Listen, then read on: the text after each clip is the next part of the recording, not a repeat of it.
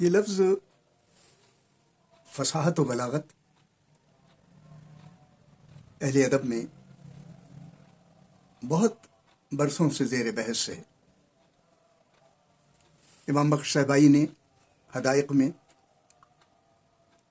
حسرت موہانی نے نکات سخن میں کئی جگہ، شبلی نے اپنے مباحث میں، خاص طور پہ رسائی ادب کے مباحث میں اس لفظ کو بار بار استعمال کیا ہے، لیکن یہ اختلافی ہے، مسلم نہیں ہے ابھی تک کہ فصاحت کیا ہے اور بلاغت کیا ہے۔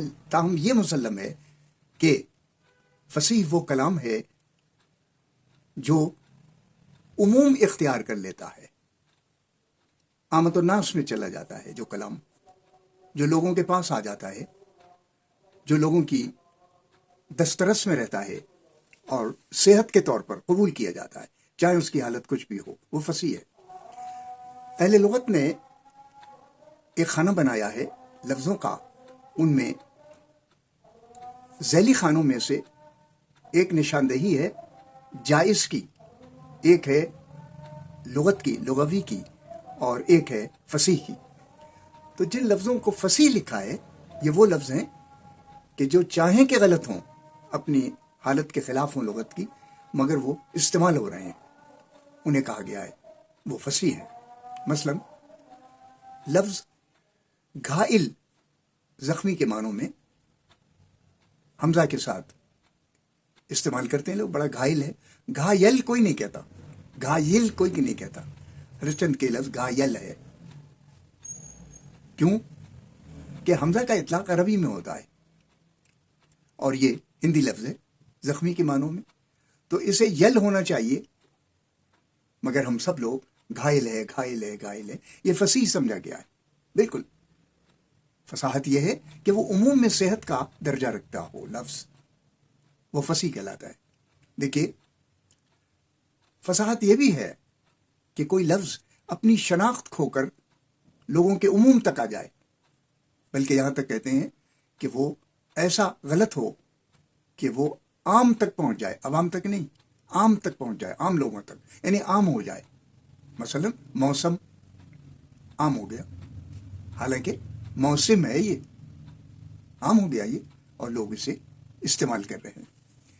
لفظ دروں ہے، دروں فارسی میں، لیکن دروں استعمال کرتے ہیں، عام ہو گیا ہے، تو اس ذیلی خانے میں لغت کے اس لفظ کو فصیح لکھا گیا ہے۔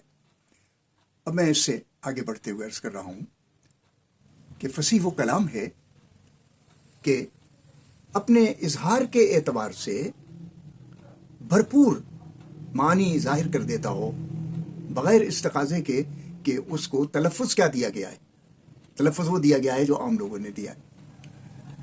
ایک لفظ ہے محیب، حالانکہ وہ مہیب ہے، لیکن لوگ ہیبت ناک کے معنوں میں وہی استعمال کرتے ہیں۔ تو ہر وہ لفظ، ہر وہ خیال کہ جو عام لوگوں تک تاثیر کے طور پہ پہنچ چکا ہے، وہ فصیح ہے، اور وہ کلام جس میں وہ فصیح لفظ موجود ہے وہ فصاحت کا مظہر، فصاحت کا دفتر یا فصاحت کا ذریعہ کہلاتا ہے۔ اس کی ایک پیروی میں لفظ بلاغت بھی استعمال ہوتا ہے۔ بلاغت لفظ کی وہ کیفیت ہے کہ جو بھرپور طریقے سے اپنے معانی کو مختلف اثرات کے ساتھ سننے والے تک پہنچا دیتی ہے، مختلف اثرات کو لے کر مکمل طور پر لفظ جو فصیح لفظ ہے۔ دیکھیے میں نے ابھی درون کا لفظ استعمال کیا کہ عام طور پہ درون بولتے ہیں، ٹھیک ہے۔ اقبال کا شعر سنیے، میں درون پڑھوں گا۔ درون خانہ ہیں ہنگامے کیا کیا، چراغ رہ گزر کو کیا خبر ہے۔ یہ پوری کیفیت ایک سماجی نظام کی، گھروں کے اندر کیا ہو رہا ہے، اور باہر لوگ ہنس رہے ہیں، اندر رو رہے ہیں۔ باہر زخموں کی کراہیں نہیں ہیں، اندر جائیں گے تو کراہیں اور آہیں ہیں، اور باہر قہقہے اور مسکراہٹیں ہیں۔ ہمارا سماج اسی طرح ہے۔ تو شاعر کہہ رہا ہے کہ درون خانہ ہیں ہنگامے کیا کیا، چراغ رہ گزر کو کیا خبر ہے۔ اندر کیا ہو رہا ہے، یہ بلاغت ہے کہ کوئی خیال مکمل طور پر کسی لفظ کے ذریعے سامع تک ناظر تک، قاری تک اپنی طاقت و توانائی کے ساتھ پہنچ جائے، وہ بلاغت ہے۔ ایک جنگ کا منظر ہے ایک جگہ، دیکھیے بلاغت کیسے ظاہر ہوتی ہے۔ شاعر کہنا چاہتا ہے کہ ہلچل کے کیا معنی؟ ہلچل بڑا فصیح لفظ ہے، ہلچل ہنگامہ خیزی کو کہتے ہیں، بڑے ایسی کیفیت کو کہتے ہیں جس میں کوئی نظام باقی نہ رہے، کوئی اوپر کوئی نیچے، کون فتح اور کون شکست، اور کون اوپر اور کون نیچے، اور کون آگے اور کون پیچھے، کچھ پتہ نہیں چل رہا ہے، ہلچل ہے، ٹوٹ پھوٹ ہے، تعمیر شکستگی کا شکار ہے، اونچی چیزیں نیچے آ گئی ہیں، نیچی چیزیں بہہ گئی ہیں، ٹوٹ پھوٹ گئی ہیں، یہ ساری ہلچل ہے۔ شاعر نے کیا کہا؟ بلاغت دیکھیے، یہ ہے بلاغت۔ اس کیفیت میں کہتا ہے کہ ہلچل نے استخوان بدن چور کر دیے۔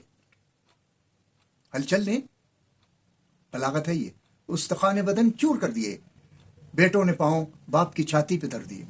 ہلچل کے معنی خود بخود وضاحت کر رہے ہیں اپنے اندر، یہ بلاغت ہے۔ یعنی ہلچل کا لفظ وہاں استعمال ہونا چاہیے، یہ فصاحت ہے۔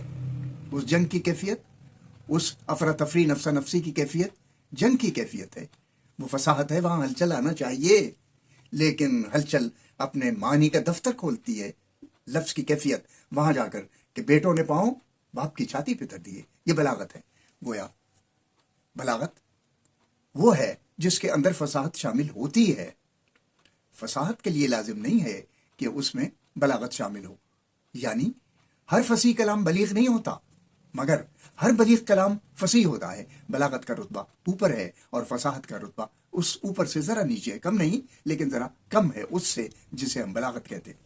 ہمارے شعراء میں، شاہد صاحب آپ اس پر غور کیجئے کہ ہمارے شعراء میں خاص طور پر زور بیان جن شعراء میں ہے، انہوں نے تشبیہیں استعمال کی ہیں، استعارے استعمال کیے، تلمیحات استعمال کیے۔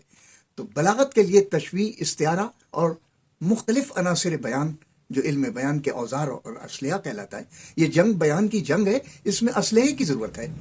بلاغت کے لیے اس اسلحے کی بھی ضرورت ہوتی، فصاحت کے لیے نہیں ہوتی۔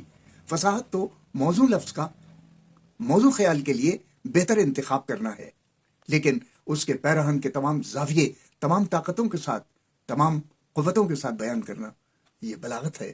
لہذا بعض شعراء، بعض اہل نقد کہتے ہیں کہ اس شاعر کے ہاں اعلیٰ درجے کی بلاغت ہے، تو اس سے مراد ان کی ہوتی ہے فصاحت بھی ہے اور بلاغت بھی ہے۔ نثر میں بھی یہی خوبی ہے اور نظم میں بھی، لیکن عام طور پر شاعری کی طرف رجحان فصاحت و بلاغت کی طرف آتا ہے، یا پھر خطابت میں نثر کی جو مخاطبت ہے، نثر میں جو گفتگو ہے، خاص طور پہ بیانیہ ہے، تقریر ہے، اس میں بھی فصاحت و بلاغت کو بہت دخل حاصل ہے، بہت عمل حاصل ہے، بہت قیمت ہے اس کی۔ کہتے ہیں کہ ایک شخص اپنے چند بلیغ جملوں سے مجمع کو لوٹ سکتا ہے، لاکھوں اور ہزاروں لوگوں کے مجمع کو، اور ایک آدمی ساعتیں، لمحے سے آگے گزر کر گھنٹے گزار دیتا ہے، لیکن اس کے کلام میں بلاغت و فصاحت نہیں ہوتی، تو وہ لوگوں کو جیت نہیں سکتا ہے۔